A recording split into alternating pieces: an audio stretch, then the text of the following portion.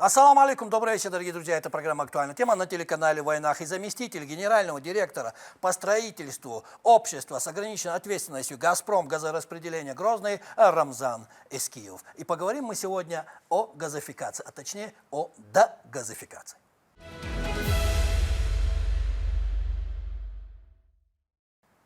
Машова. И мой первый вопрос. Если говорить о нашем внутреннем рынке природного газа, то одной из главных тем на сегодня стала, есть и остается, я добавлю, программа дегазификации. В чем ее суть? И при чем тут социальная газификация? Вот в чем суть? И в чем тут разница? Прошу. Программа социальной дегазификации – это строительство распределительных газопроводов к границам земельного участка у заявителя. И эта услуга абсолютно бесплатна. А при чем тут социальная газификация? Так как эта услуга бесплатна. Вот суть, да? Да. В этом суть? В этом. Я вас правильно понял? Да. И что можете сегодня рассказать о реализации программы дегазификации на территории Чеченской Республики? И самое главное, Рамзан, каковы ее итоги на сегодня? Программа социальной дегазификации стартовала в 4-м квартале 2021 году. И сразу же был сформирован план-график дегазификации 21-22. Это получается на 2021 и 2022 год. Что составляло подключение 4619 домовладений. И по итогу 2022 года этот план был перевыполнен на 114%. 114%? Да. То есть мы подключили более 5000 домовладений. Это итоги какого года? 21 и 22. 21-22. Да. И какие у нас итоги 2020-2023 года? С начала 2023 года был сформирован план 2706 подключений мы планировали. Но вот важный момент. Прошу. На данный момент, по истечению полугодия, этот план-график актуализирован. И подключаемые домовладения увеличились до 4301 домовладения. Это с чем связано? Потому что приходят текущие заявки. Мы в начале года планируем один объем, но в течение исполнения этой программы люди подают заявки. И чтобы не оставлять их в стороне, чтобы брать их сразу в работу, мы план-график актуализируем. Люди строятся. Люди строятся. Появляются новые дома. Совершенно верно. Новые участки. И подаются заявки. И подаются заявки. Да. И все это нужно газифицировать. Совершенно верно. Включаем в план-график и подключаем людей к газопроводам. План-график все время меняется. Современно. Точно так, да, меняется. И не сложно так? Ну, чуть сложновато, но ради нашего населения, ради республики мы готовы работать и днем, и ночью.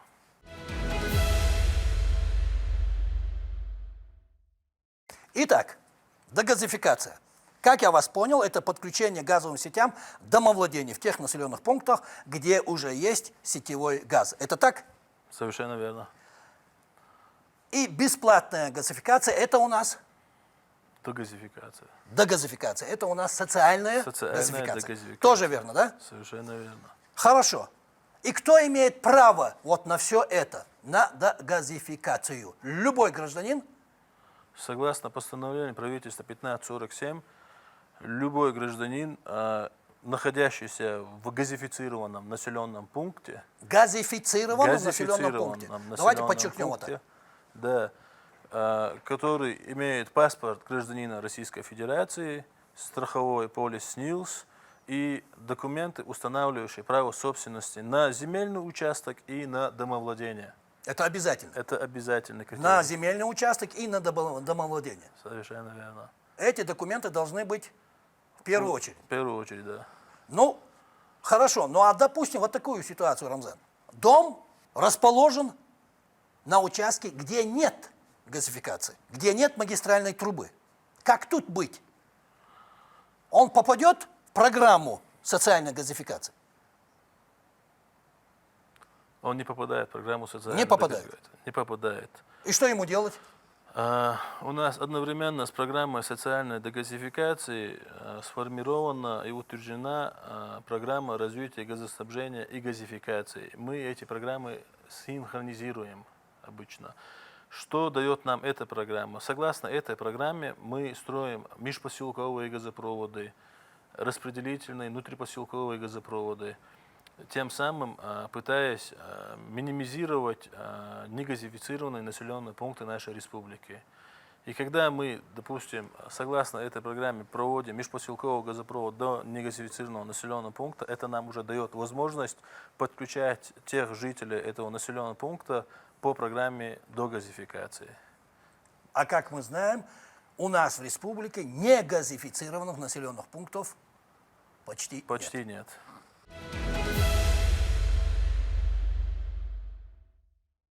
А куда обращаться и какими способами можно подать заявку на дегазификацию? И самое главное, тоже один из таких важных вопросов, кому могут отказать? Заявку Или вы всех принимаете? мы принимаем всех согласно критериям постановления 1547. Итак, Это заявители, находящиеся в газифицированном населенном пункте, которые при себе имеют паспорт, СНИЛС и документ, удостоверяющий право собственности на земельный участок и на домовладение. Эти вот критерии обязательны. Если у человека все эти документы есть, и он находится в газифицированном населенном пункте, ему не откажут. А если нет одного документа из этих 4, то, возможно, откажут. единственная причина, когда могут отказать, это отсутствие правоустанавливающих документов. Совершенно верно. На участок и на домовладение. Я вас правильно понял? Да. Хорошо. И тогда тут вот такой вопрос. А вот имеет ли значение, допустим, такую ситуацию, что есть участок, на нем строится дом, пока строится.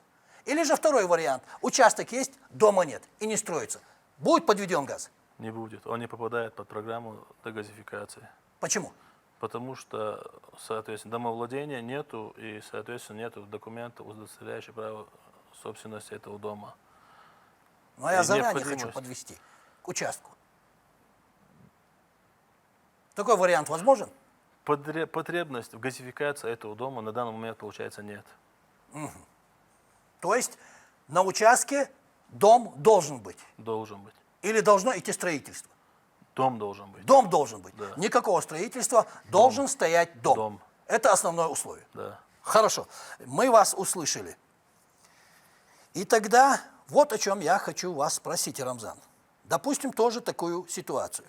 Мои соседи подали заявку на дегазификацию, им провели газ. Могу ли я присоединиться к их газовой трубе? Конечно, можете. В свою очередь, вы тоже подаете заявку на дегазификацию, и мы вас подключим к этому газопроводу. Что хотел сказать насчет этого. Когда к нам поступает заявка на дегазификацию, наши специалисты выезжают, в первую очередь занимаются проектированием. При проектировании делаются расчеты. Для чего они нужны? Для определения перспективы данного населенного пункта. Вот, допустим, мы подключаем по улице одного заявителя, по этой улице могут в дальнейшем поступить еще заявки. Точно Всё такой же, правильно. как у вас был вопрос. И чтобы запитать этих людей, нам необходимо рассчитать сам диаметр трубы, вид прокладки. И для этого мы в первую очередь работаем на перспективу. Ну а если, допустим, такую ситуацию, я заявку не подаю, но подключился к трубе к своего соседа? Это уже незаконное подключение и влечет за собой определенную статью. Наказуемое Да. действие, Денежным. денежное. Да.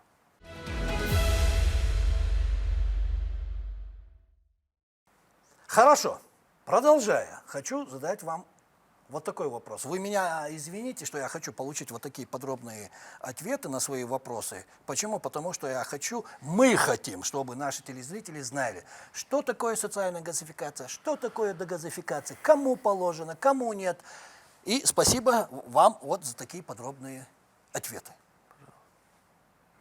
Рамзан, а может ли хозяин участка участвовать в программе, если он заплатил за подключение до того, как программа была принята? Нет, не может. Почему? Потому что этот человек заключил договор технологического присоединения до послания президента Владимира Владимировича Путина о социальной дегазификации, до момента этого послания. И, соответственно, на нем есть договорные обязательства и на нас, которые необходимо выполнить. А бывали такие случаи? Бывали, но на данный момент таких случаев уже нету, потому что этих людей мы давно уже подключили. Давно уже подключили. Да.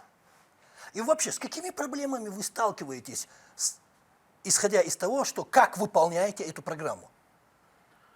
В принципе, с такими масштабными проблемами мы не сталкиваемся, потому что нам в любых частях, районах навстречу, так скажем, на помощь приходят и сами муниципальные образования, будь это согласованием земли, там, всяких моментов при строительстве газопроводов. Единственная проблема возникает вот с недопониманием людей, которые обращаются с заявлениями. Поэтому мы и подчеркнули здесь несколько раз о тех документах, которые необходимы для подачи заявки. В этом основное непонимание. Вот совершенно верно, в этом люди... Нет документов, но хотят подключения газа. Совершенно Я вас правильно понял? Да. Поэтому хотелось бы обратиться к людям с просьбой внимательно относиться к таким моментам. И знать, что документы нужны. Да, Правоустанавливающие документы должны быть. Должны быть правоустанавливающие документы не только на земельный участок, но и на домовладение.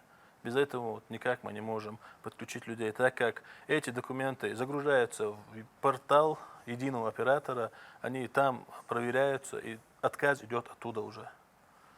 И вот такой вопрос у меня, Рамзан. Если спросить о льготах и о малоимущих семьях, как тут вопрос? Ну, пока этот вопрос в работе, я не хочу комментировать, но это прорабатывается. Этот вопрос прорабатывается. Да. Хорошо, тогда этот вопрос оставим на следующую нашу программу. Нам все равно придется встретиться по итогам года. Договорились? Договорились. Хорошо, переходим к следующему нашему вопросу. А вот на какие сроки рассчитана программа дегазификации? Как будет развиваться программа развития газоснабжения и газификации Чеченской Республики в дальнейшем? Стратегия, планы, ожидаемые результаты. Ваши комментарии. Ну, смотрите, И если можно, поподробнее. Прошу. сама программа социальной дегазификации в 2022 году объявлена бессрочной. Бессрочно. Бессрочной. И пока будет появляться потребность в дегазификации населенных пунктов или же домовладения, эта программа будет действовать. Пока что на такой стадии. А рассчитать на будущее можно? Потенциал мы определяем. Это Вот. примерный потенциал. Вот примерный потенциал какой у нас? На что можно рассчитывать? Каким бы ни был, мы этот вопрос решим. Не волнуйтесь. Хорошо, приятно это слышать. К сожалению, время нашего эфира заканчивается, и мой последний вопрос. Наверняка вы изучаете общественное мнение, следите за новостями в контексте развития систем газоснабжения. Как жители Чеченской Республики оценивают и реагируют на новую модель газификации? То, что они недовольны, некоторые бывают недовольны, вы уже сказали. А в целом как воспринимается в республике? В целом очень позитивно реагируют на модель газификации, так как ранее, чтобы подключить домовладение, нашему населению приходилось оплачивать эти услуги, и это были большие деньги. А сейчас это абсолютно бесплатно, и, соответственно, люди очень рады. Мы каждый день сталкиваемся с этими заявителями, они к нам приходят, мы на объекты выезжаем, мы строим, и вроде все положительные оценки в нашу сторону. Получается, что пока люди строятся, пока люди возводят дома, дегазификация у нас будет продолжаться. Совершенно И не верно. будет останавливаться. Да. Хорошо. Рамзан, еще раз хочется, чтобы вы подчеркнули и еще раз рассказали. Допустим, я построил дом и хочу провести газ к себе на участок. Ну, в дом потом, как мы уже говорили, к участку. Везде наш район, село, деревня, населенный пункт газифицирован. Что мне нужно сделать в первую очередь? Куда пойти? Если вы находитесь в газифицированном населенном пункте, построили дом, и если у вас есть на руках паспорт, СНИЛС, документы, удостоверяющие право собственности на земельный участок и на домовладение, вы должны обратиться в нашу газораспределительную организацию. В каждом районе есть... В район, поселковый, разницы нет. Разницы нет вообще.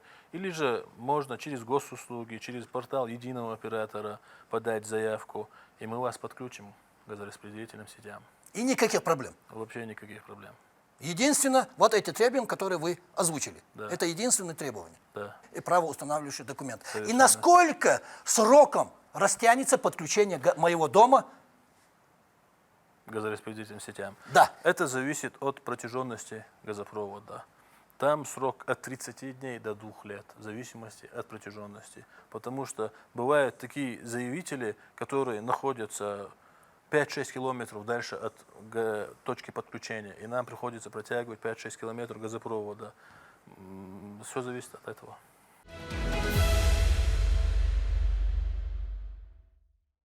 И мой последний вопрос. Вот теперь действительно последний вопрос.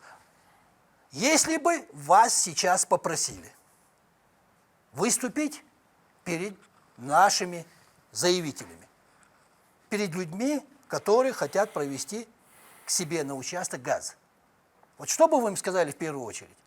Я в первую очередь их попросил бы обращаться со своими заявками пораньше, до отопительного сезона.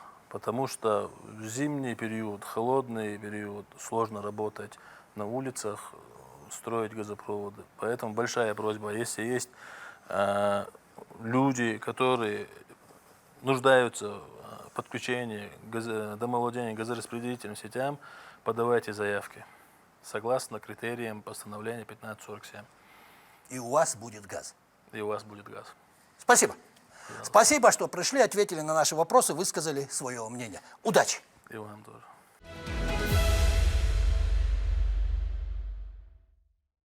А на сегодня это все, дорогие друзья. Вы все сами слышали. Тут добавить, отнять нечего. Все и так понятно. Это была программа «Актуальная тема» на телеканале «Войнах». И заместитель генерального директора по строительству общества с ограниченной ответственностью «Газпром» газораспределение Грозный Рамзан Искиев. И напоследок, дорогие друзья, не болейте, будьте здоровы.